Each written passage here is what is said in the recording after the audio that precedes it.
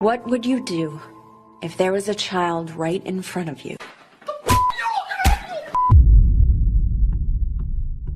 Second to Santa Claus, Ronald McDonald is the most recognizable smile to children across the globe. Ronald would frequently appear on television commercials, making many kids laugh, but making normal human beings like myself very uncomfortable. I mean, am I the only one who preferred Wendy's just based on the off chance that I might run into a creepy-ass clown who wants to invite me into his playhouse? Maybe it's just because I thought Wendy was hot as a kid, I don't know, but the point is, although he was appealing to children, he was still a clown, which in itself would elicit an unsettling feeling in many customers. Nevertheless, he appeared in so many commercials when I was a kid, always trying to cheer up clinically depressed kids with endless calories of grease he called a happy meal. Well, now that I'm an adult somehow, looking back, I realize that I haven't been seeing Ronald in many commercials lately. Maybe it's because I stopped watching Teletubbies when I was 17, but I looked at some modern popular kids shows and looked at their commercials, and he was nowhere to be found. What happened to Ronald McDonald? Is he missing? Is he still even alive? Why are my socks wet? These are the questions we will be attempting to answer today.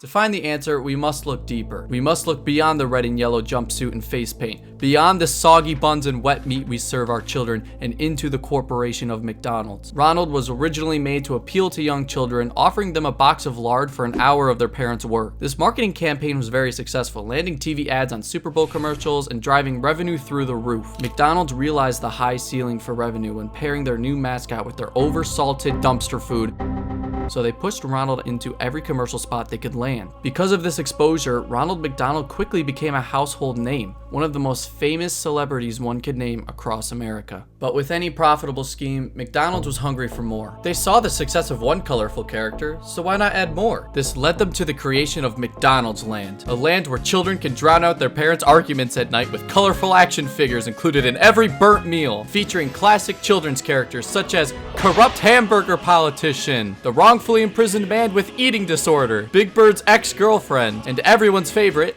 your mother.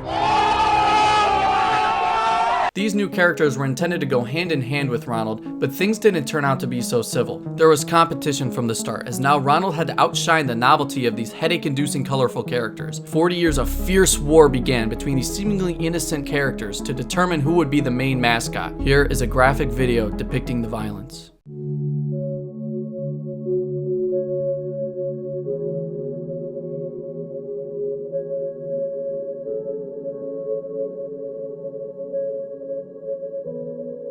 Ronald McDonald fought hard to be the last mascot standing, but the bad news didn't end there. His executives at McDonald's met with him in early 2004 to discuss letting him go. He wasn't new anymore. Kids were growing up and some were becoming afraid of clowns. He just wasn't bringing in the same amount of revenue as he was before. You're broke!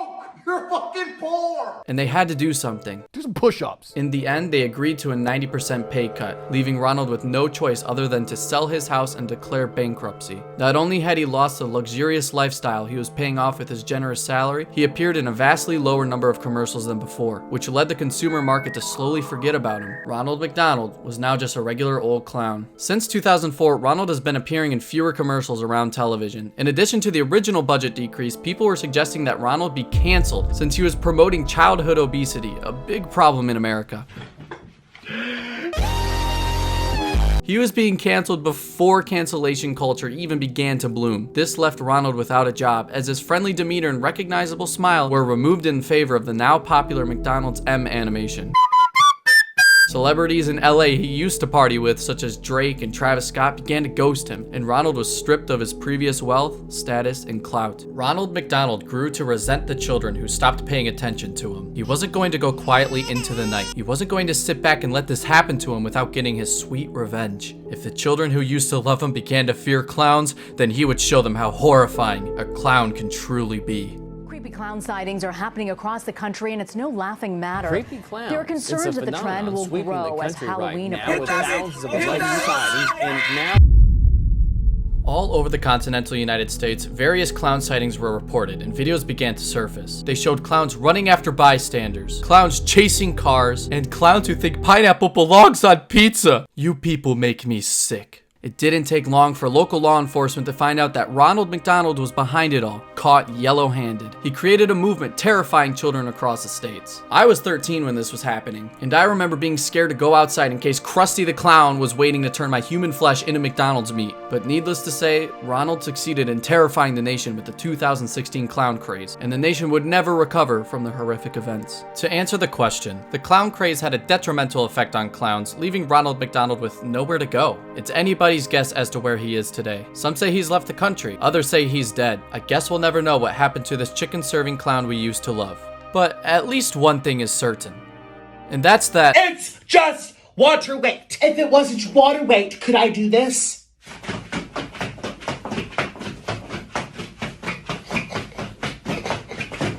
I think